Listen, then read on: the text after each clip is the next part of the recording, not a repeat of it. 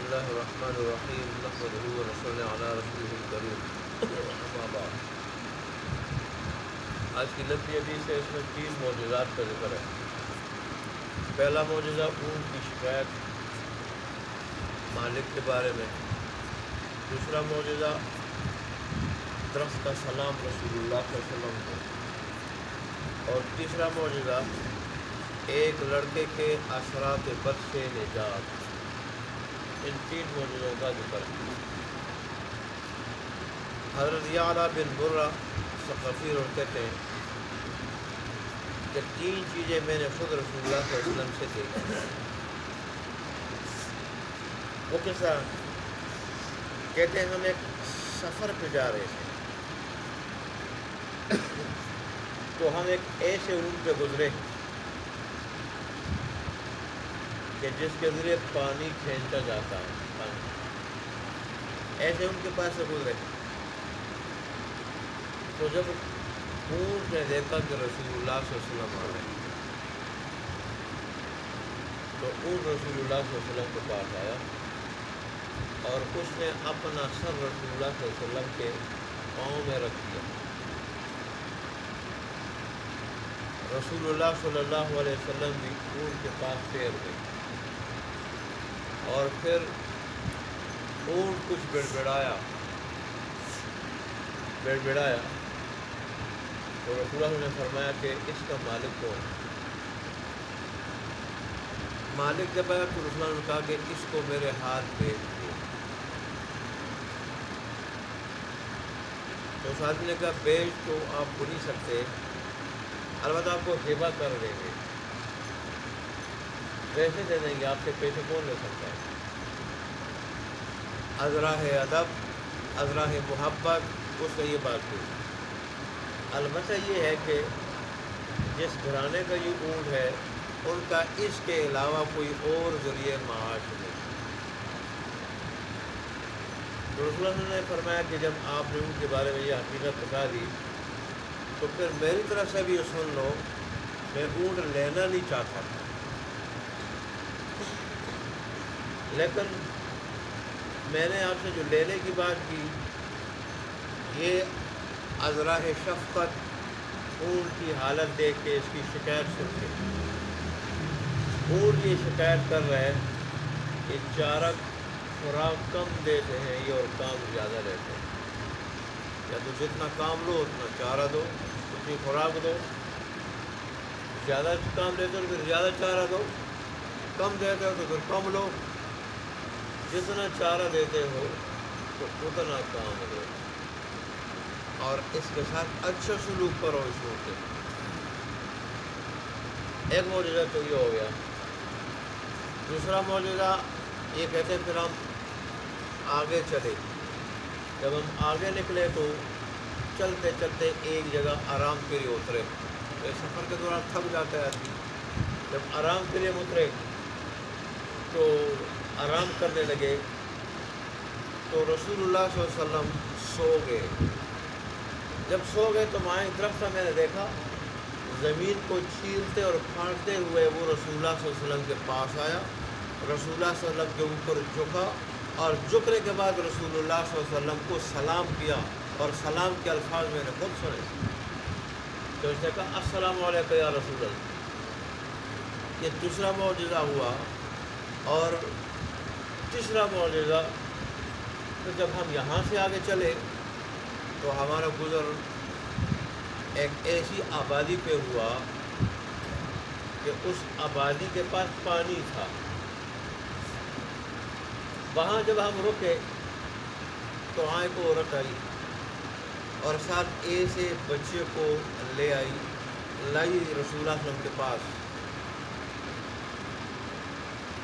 جو دیوانہ تھا، حواس باختہ تھا۔ اب شیطان کے اثرات تھے، جنات کے اثرات تھے، یا ویسے دیوانگی تھی، لیکن دیوانہ تھا، لیکن اس کے اوپر اثرات ہوئی۔ تو رسول اللہ صلی اللہ علیہ وآلہ जन्नात जिसके ऊपर वो भी पागलों की तरह होता है, फिर पागलों की तरह वो दौड़ता है, कुश्तियाँ करता है, उछलता है और चीखता चिल्लाता है। कोई आगे से आ जाए तो उसको मारता है, पीटता है। जैसे दीवानगी से अक्ल ख़राब हो जाती है तो जन्नात जिसके ऊपर हो, जिसको जन्नात आते हो, उसकी भी हालत होती है। तो रसूलुल्लाह सल्लल्लाहु अलैहि वसल्लम ने उस लड़के की नाक पकड़ी और नाक पकड़ते जिन्नात को कहा, जिन जो चमटा हुआ था उसको कहा कि उखरुज, निकल जा।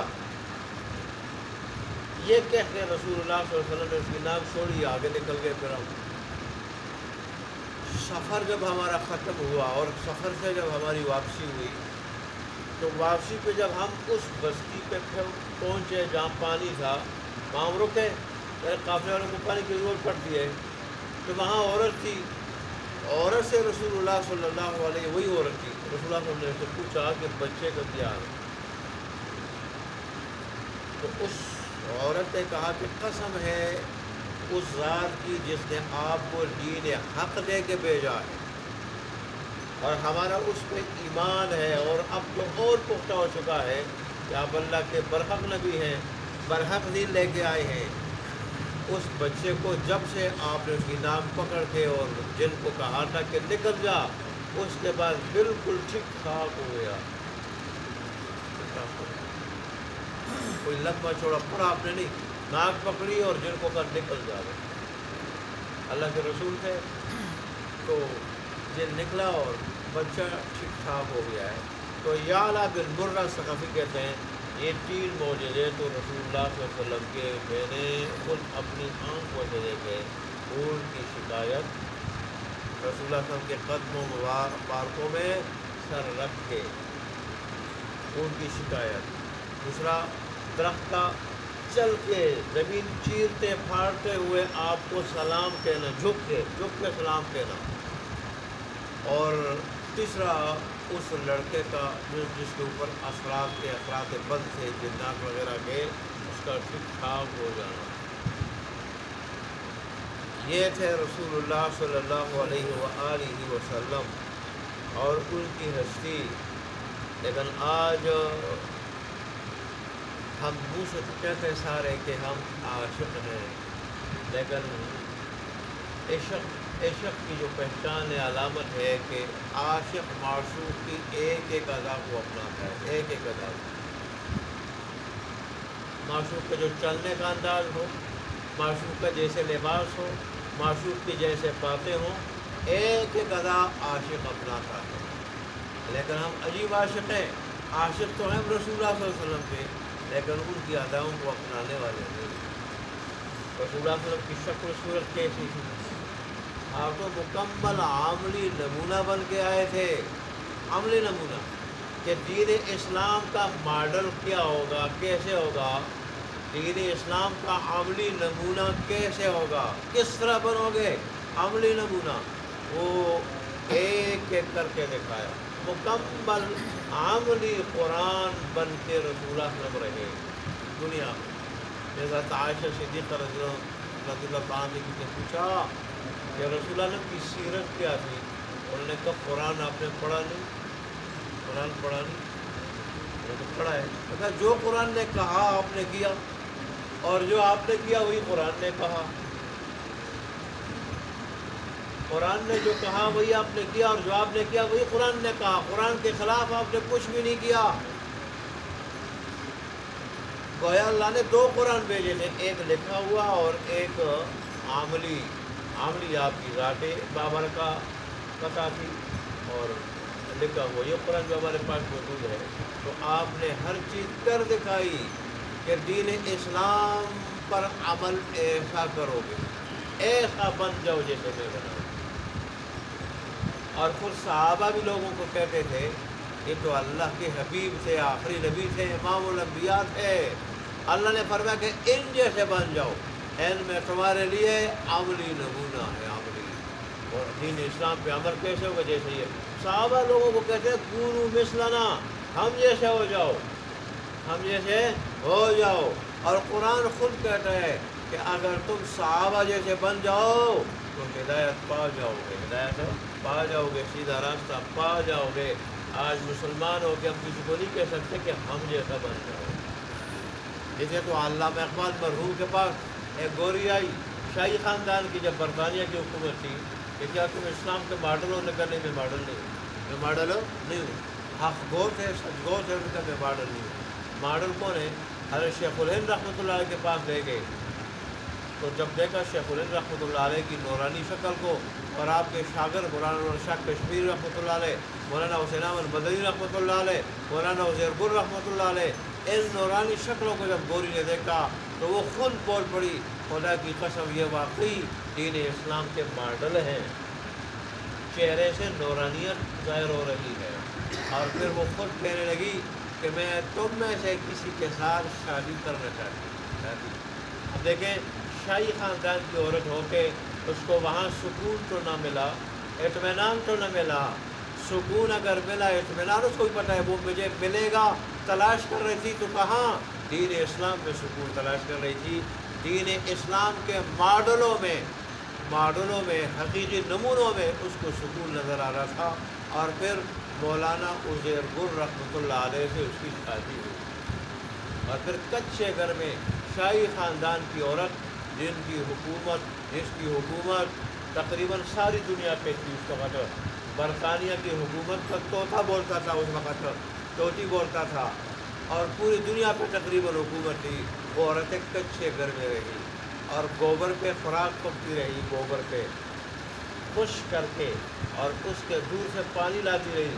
اور مولانا عزیر گل رحمۃ اللہ علیہ تفسیری نکات جو مولانا شیخ الہند رحمۃ اللہ علیہ سے مالٹا کی جیل میں انہوں نے حاصل کیے تھے نکات تفسیر قرآن کے، وہ نوٹ کرتی رہتی تھی ان کے ساتھ، اس میں تعاون کرتی تھی۔ جس کو دین تلاش کے بعد ملے، تلاش کے بعد پھر اس کو دین اسلام کی حلاوت، مٹھاس، دین اسلام کی حقیقت اور قیمت کا پتہ ہوتا ہے کہ یہ کتنا قیمتی ہیرا ہے، پھر اس کے لیے سب کچھ دنیا اور ساری چیزوں کو ایسے لوگ لٹا دیتے ہیں اور دین اسلام کو سینے سے لگا دیتے ہیں۔ آج ہمارے گھروں میں اللہ نے مفت میں دین دیا ہے، ہم دنیا کے پجاری بن کے دنیا کے پیچھے تو لگے ہوئے ہیں، لیکن دین اسلام کی کوئی ضرورت نہیں۔ ہم ایسے بدبخت لوگ ہیں، اللہ تبارک و تعالی ہمیں نیک بخت بنا دے اور اس دین اسلام کی قدر کرنے کی توفیق عطا فرمائے، 100% اس میں مکمل اخلاص کے ساتھ عمل کی توفیق عطا فرمائے۔ واخر دعوانا الحمدللہ رب العالمین۔